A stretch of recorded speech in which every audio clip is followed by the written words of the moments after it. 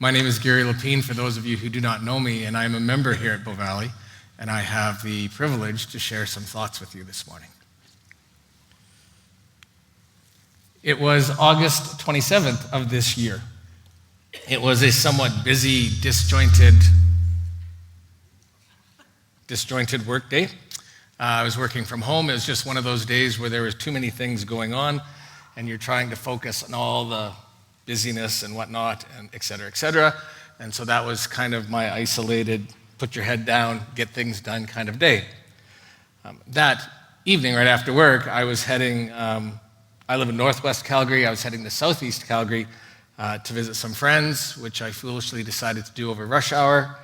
But nevertheless, this is how my day was going to end. And for the first time that day, I turned on the radio as I was driving down to listen to what was going on in the world. And this is what I was greeted with. There was an announcement on the radio that authorities were looking for 2 kayakers missing on Upper Kananaskis Lake. I have been on that lake. There was a shipment of chemicals that was mislabeled and sat at a southeast Calgary location long enough to become unstable and explosive. And I was heading to southeast Calgary. There was a suspicious package left at the Judith Umbrick Library, my local library, just blocks from my house, and it was under lockdown. And the announcer on the radio made it very, very clear that the southeast chemicals and the package were totally unrelated, which only raised my anxiety for some reason. When I got to Mahogany, where my friends live, I was driving along the lake in that community, and there were people everywhere. And I remember, just everywhere.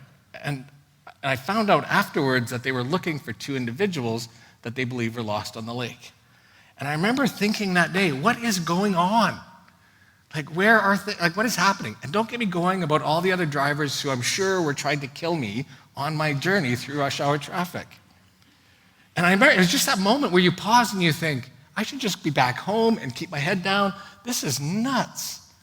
And when I think back on it, my experience of that day was significantly different and calmer than the kayakers on the lake and those swimming in Arbor Lake in Mahogany and the friends that I went to visit.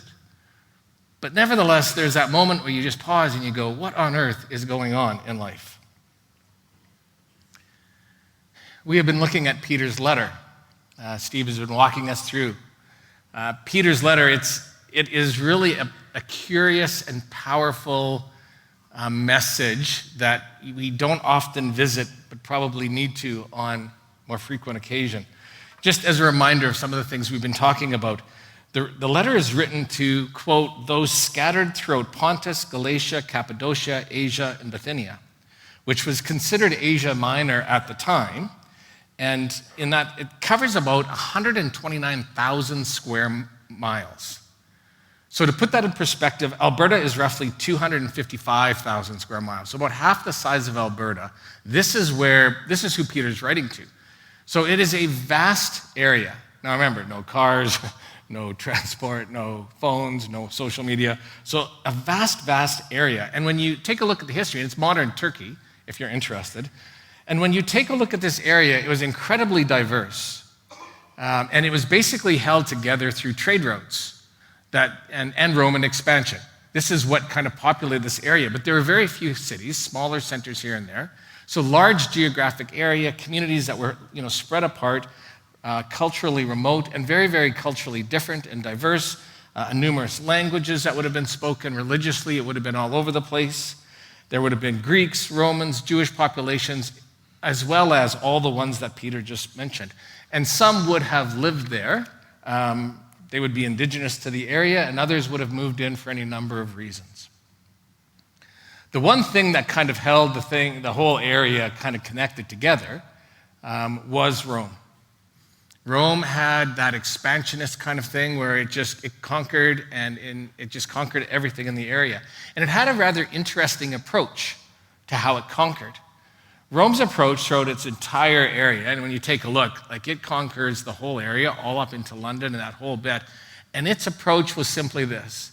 They came in, they conquered, they set up their system of how things are done. And as long as you paid your taxes, didn't cause too many problems, and worshiped the emperor, you were pretty much free to do whatever you wanted to do. They didn't expect you to change your culture. They didn't expect you to adapt to all kinds of things. You could keep your gods. You could do whatever. They didn't care as long as you kind of fulfilled those three things. And that's how they maintained control. Now, the first followers of Jesus struggled with some of that, particularly the last one. This was the one that got them into trouble. There was a whole conversation about paying taxes. Jesus addressed some of that stuff. There was a whole conversation, and there were factions for sure that, did not like Roman presence and would respond to it in different ways, for sure. But the number one issue that they dealt with was this idea that they had to worship the emperor. And by the time Peter's writing, this was the issue. This is what was getting into problems. And because of that, other things flowed. You see, when you start talking about Jesus as Lord and King and Savior in a culture that says, well, you're fine to have your gods, but nobody competes with the emperor, no one competes with Caesar, you are going to be noticed. And they were. And it was not appreciated. And the lifestyle, because they said that they were followers of Jesus, there was a lifestyle that also flowed out of that.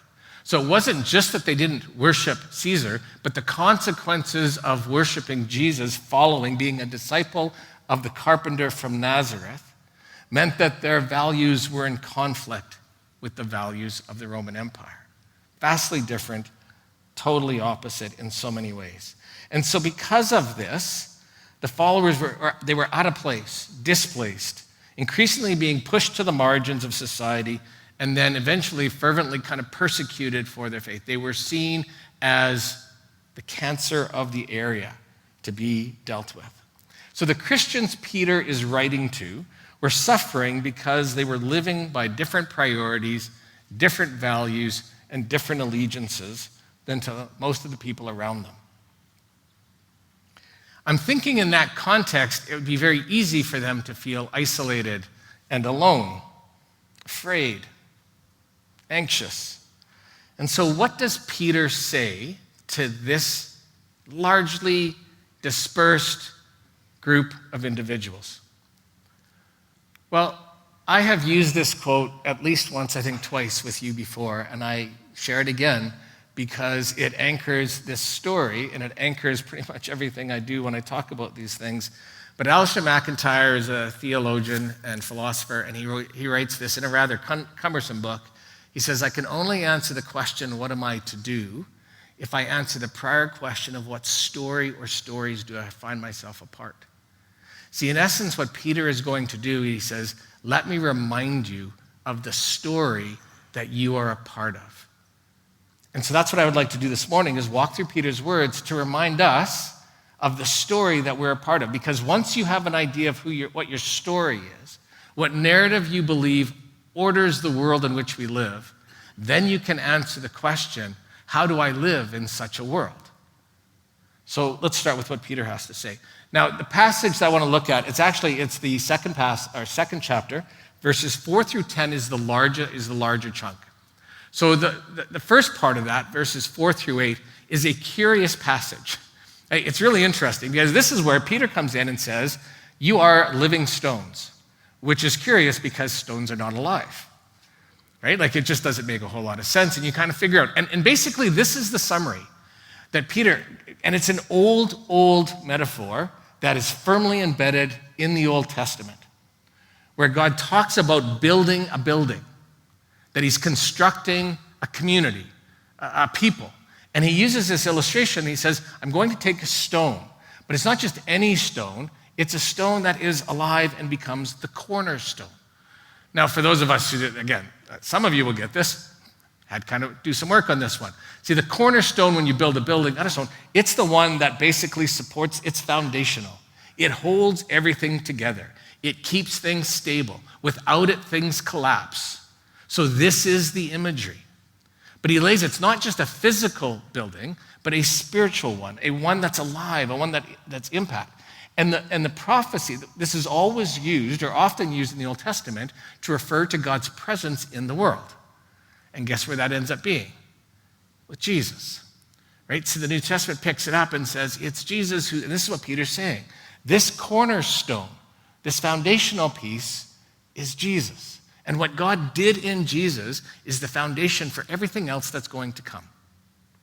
Now, he also says very clearly, and I think these words would have resonated significantly with his audience. He said, the cornerstone is a stumbling block for those who reject him and a blessing for those who do not. This would have been right in their faces because Jesus was very much the stumbling block in the Roman Empire. They could handle all kinds of things. They couldn't handle Jesus. He did not fit. He would not be tamed. He would not stay in his place, right? He would not follow the rules. Jesus upset the apple cart. And this is who he says. Now, the verses I want to focus on are these ones. And it's verses 9 through 10, and this is what Peter says. But you are a chosen race, a royal priesthood, a holy nation, a people for God's own possession, so that you may proclaim the excellencies of him who has called you out of darkness into his marvelous light. For you were once not a people, but now you are the people of God. For once you had not received mercy, but now you have received mercy. And what Peter does here is he goes back again and he quotes, and all of these are fully quoted from the Old Testament. Exodus, Isaiah, Hosea, Malachi. These words are lifted right from there, and he kind of walks us through. So I just want to quickly just kind of walk us through what some of these things mean as they apply. Now, all four of these phrases, they all overlap and comment on one another and interpret one another, so they're all connected in one way, shape, or form. But he starts with this idea that you are a chosen race, which is a fascinating thing for him to do. Because for those who were understood the Jewish history, this makes sense. You go back to Jewish history, God called Abraham, and all the descendants of Abraham, the race of Abraham, right, were the ones that were going to be chosen, the ones that were going to bless the world. And you go back and this is all part of it. But notice the context that Peter does. It's not, remember how I started, all the races that are here. So basically what Peter has said is, it's not just a single race, but you collectively, all of you, from Cappadocia and Pontus and Galatia and all the races that are represented here, you are a chosen race.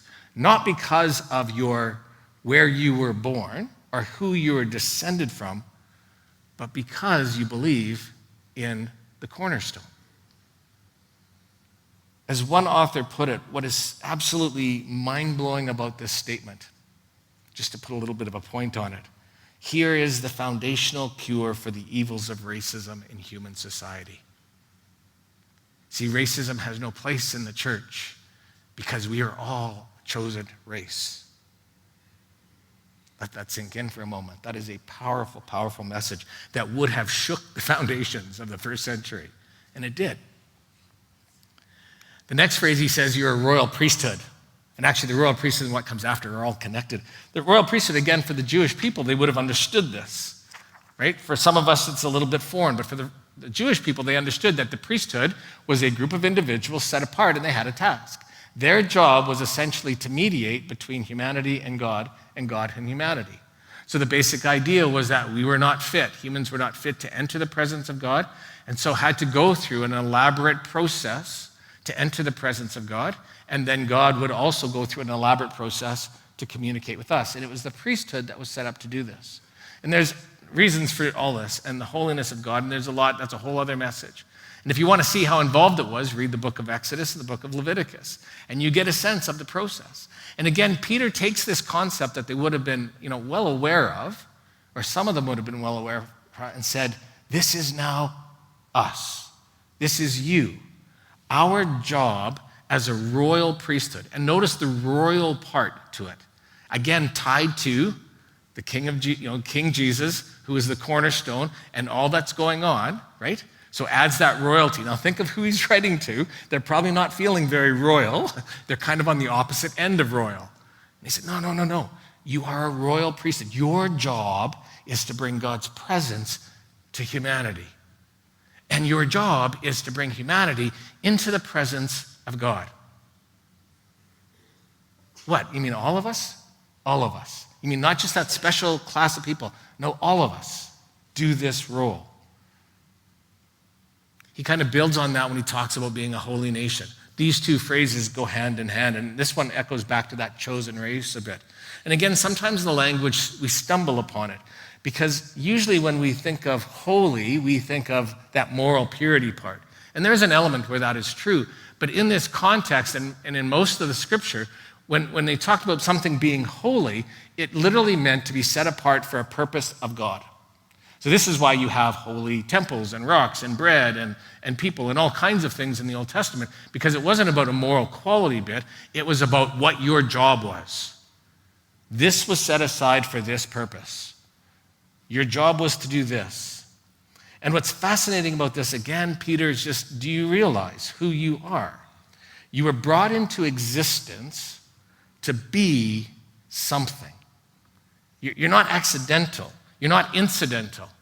You're not on the margins. You might feel that you're being displaced. You might feel that you're being pushed out. But in reality, you're at the heart of what matters the most. You are God's holy nation. You have a role to fulfill. And then he kind of clinches it with this phrase where he said, a people for God's own possession. We've heard this message over and over again from here, which we need to, because it gets lost in our culture, I think. The idea here is incredibly powerful when Peter says to him, do you understand who you belong to? You don't belong to Rome. You don't belong to society. You belong to the God who has called you, who has chosen you, who has set you apart for a purpose, who empowers you to do all of these things. It would seem like these words galvanize Peter. Now, notice what comes out. Now, why would he do all this? And I'm going to spend, this is going to be the so what portion. But he uses this phrase, he says, so why did God do all this? So that you may proclaim the excellencies of him who has called you out of darkness into his marvelous light. For once you were not a people, but now you are the people of God. You had not received mercy, but now you have received mercy. So throughout this entire vast area of all the differences, God has built a spiritual house. And the unity and the significance and the purpose of this Christian community in this area is presented in this language that is firmly entrenched in what God has been doing for centuries. So the point of this really is this, that what Peter's trying to do is you must know first who you are before God before you can then act and live before society. That is what anchors you. So I can see the first century Christians who are reading, they have the same concerns that most of us do. How do I survive this? How do I keep my job? How do I put food on my table? How do I take care of my family? How do I handle all this stuff that's going on? How do I understand what politically is happening? And Peter's message is simply this: do you understand who you are? And when you understand who you are before God, then you can work and live in society. In other words, this was God's plan from the very beginning. He has done this throughout, where he builds a community of people and says, you are going to be my presence in this world. Okay, so what? That's a lot, but so what? What do you do with all of this stuff? Well, the first so what is simply, if you want, go back and listen to Steve's message from last week. As I was listening to Steve, I thought, he's stealing my stuff. I told him that too. Because in the third chapter, Peter gets into the so what. See, the so what is very much the descriptions that Steve spent time on last week about this is how you live. And he used that idea that we are transformed because of this. So this hope that God has given, right, the work that he has done in Jesus, transforms us to live a different way. And so much of what Steve talked about does that. Like that was all he was talking about. You go back and listen to it. A number of points that he emphasized. Another point that I want to add to that, or just kind of bring out and emphasize again, is notice the order of things. Right? The order of things is this. First, community. You were called, you were chosen, you were set apart. That happened first, and then the lifestyle, the values follow. And the reason I bring this out is because I run into this often. In our part of the world, we seem to flip that. Somehow we get it into our head that my lifestyle, my values have to first of all get better, cleaned up, whatever language you want to use, and then I get to be part of the community. And that is not what Peter says here. That's not what any of the New Testament writers say. It's always, you are this. You are God's possession. You are God's people. You're a royal priesthood. You're a chosen nation. This is who you are. And once you figure out who you are, then the other stuff flows from that.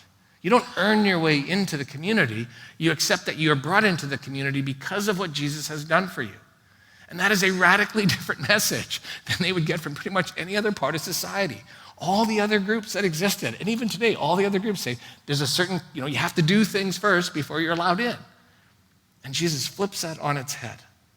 And that is a major so what for us to kind of, there should just be this, okay, isn't that great news?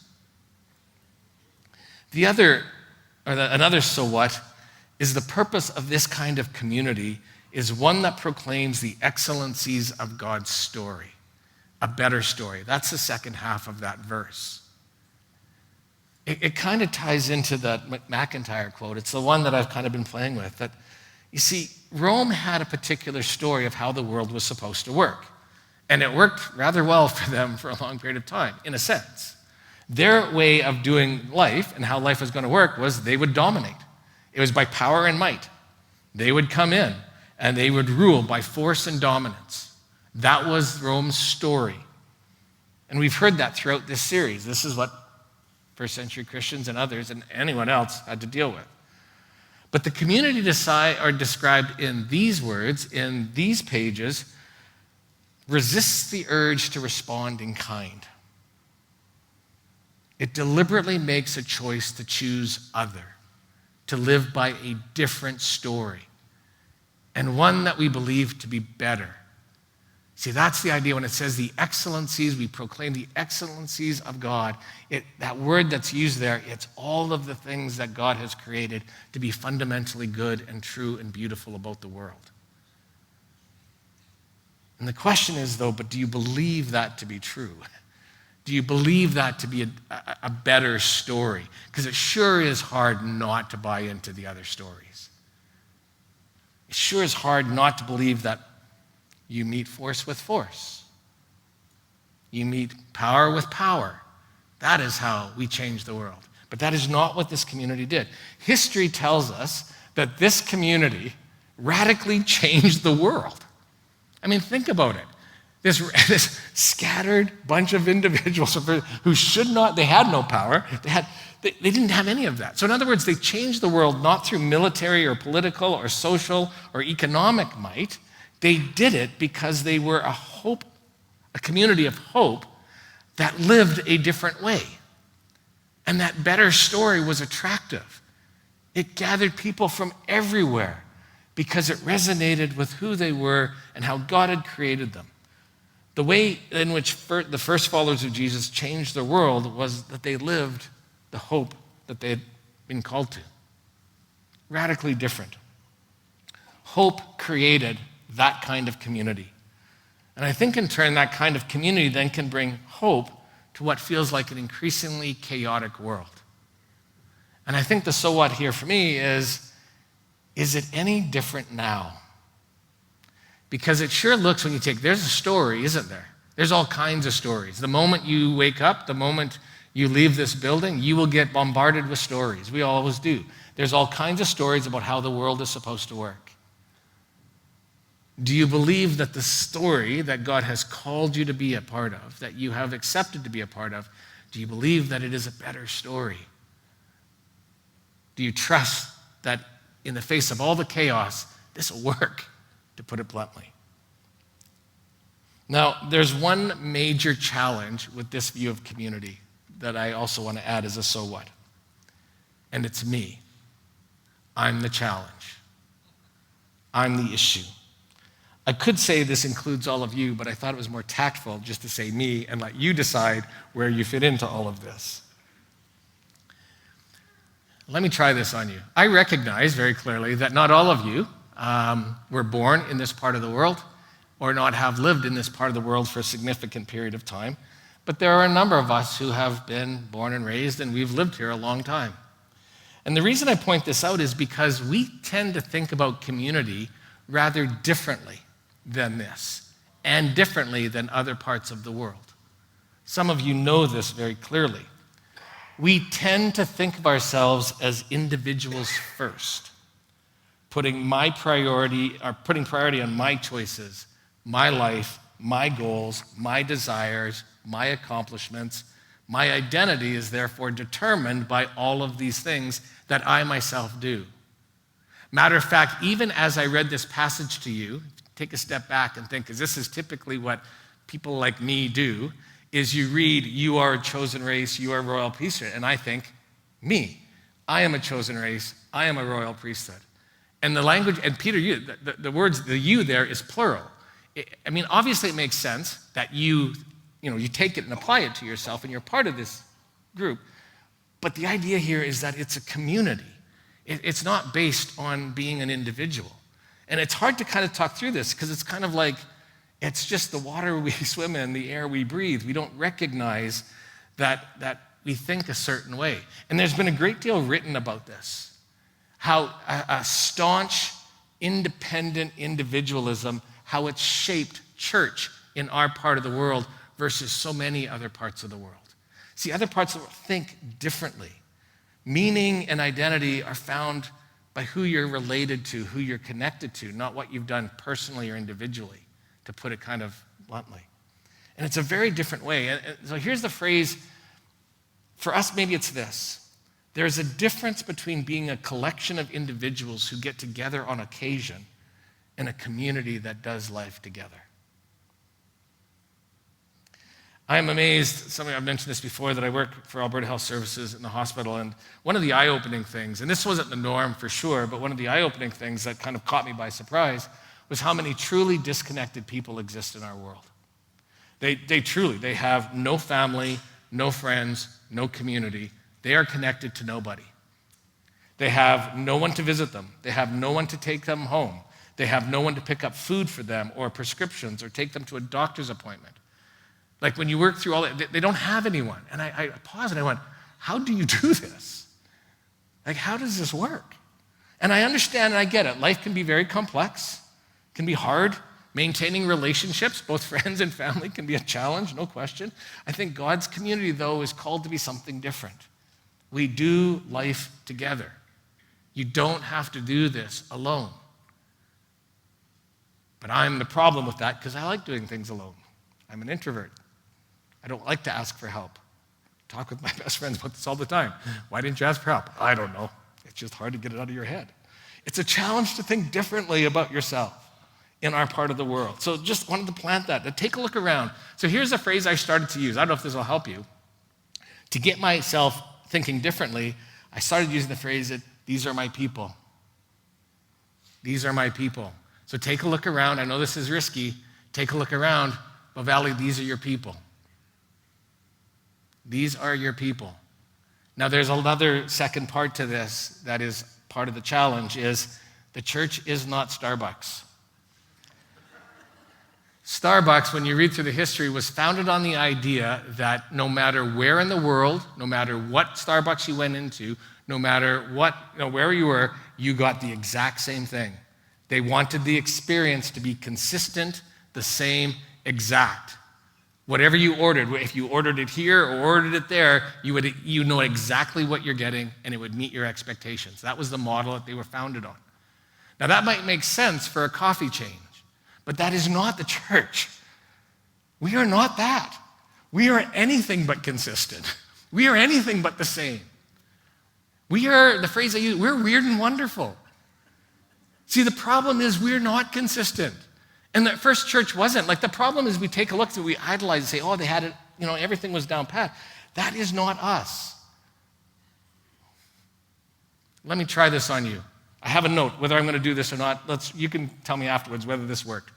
In our world, there has been lots of talk about safe spaces, right? This idea where you go and safe, that kind of thing. And I've wrestled with this and thought about it and that kind of thing. And let me share this with you. Hope this lands. We'll see. The church is supposed to be a safe space. in a sense that when you walk through that door, these are your people. We've got, this is where we're at. But it is not safe like the world often uses that term. And I notice this. If I am in your community, if I'm part of your people, I can pretty much guarantee you, at some point, I am going to say or do something that you are not going to like. I can pretty much say, I'm going to offend you. I'm going to make you mad. I'm going to, hopefully not on purpose, but nevertheless, it's going to happen. Because I know me. I'm not consistent. I know how I try to live, but I know I make mistakes. Don't believe me? Talk to Dave and Wendy Wren. We've played volleyball together for going on 30 years. We know this story. See, it's not, if you think church is going to be safe because your feelings are never going to be hurt, everything's going to go perfect, that you're never going to disagree with somebody, that you're always going to have things go exactly how you want them to go, that the music will always be the kind of music you want, et cetera, et cetera, et cetera, I think you're going to be disappointed. Church is not safe in that regard. Church is safe in that we've got each other's back. That here, those things ultimately don't matter. That those differences aren't what bring us together. There's only one thing that brings us together. The cornerstone, Jesus, who is risen from the dead. There is room here for the introvert and the extrovert. And dare I say, the conservative and the liberal. Right here in this room, we have Oiler fans and Flames fans sitting together, for crying out loud. How much more dramatic can you get? And I've noticed there are some Rider fans just kind of coming out of the woodwork today, right? And if I didn't know better, I would think Steve had inside knowledge. And that's why I'm preaching today and not him, because he's getting ready for the game this afternoon. Let me end this way. Though we see and should expect to see examples of great character in our community, we are not a community of the morally superior or socially superior. We are a community of people who are poor in spirit, hunger and thirst for righteousness, and who once had not received mercy, but now we have. And though we see and should expect to see the benefits of a life lived according to the Creator's intentions, we are not a community of people who have it all together all of the time. We are to be a gathering of people that is made up of those who are generally seeking and struggling with God. And though we see and ought to see great things done here, membership in this community is not based on talent or resources or social standing or power, but on the stewardship of God's grace and mercy that He has given to us. I think the best example that I can give for this and offer for this were the memorial services that we have just had in our community. I mean, mixed emotions, to be sure, right? And we've had a number of them, the two that I attended. Rob Baker and Alita LaRue lived remarkable lives because they were, to use Peter's words, people for God's own possession. All you had to do was listen to the stories. And they just kept flowing over it. It was just the stories. They just lived their lives struggling to be faithful to the story that God had chosen them to do. It's an amazing piece. The last kind of so what, and the one that we celebrate at the end of each service here, is communion. Because it was the Lord's Supper that really highlights and emphasizes and puts a fine point on all of this. It was a practice of the early church. And it's because they would gather for a meal. And I think we know this. Food is one of those universal things. It does not matter what culture you're from. To come and break bread together meant something. It wasn't just nutrition, right? It was about belonging. And so this is a big part of who we are and what we do. And we've heard this from time to time, and just to reemphasize it, this isn't just a Bow Valley thing. I mean, we have our practice. We do this every week. Not every church does. We do. That's okay. That's the point. But notice, this practice, and you can get them out, this practice, whether it's these cups or a full cup, bread, whatever, is being done by Christians across the entire world. Because it recognizes that the one thing that binds us is the Jesus, the cornerstone, who is risen from the dead.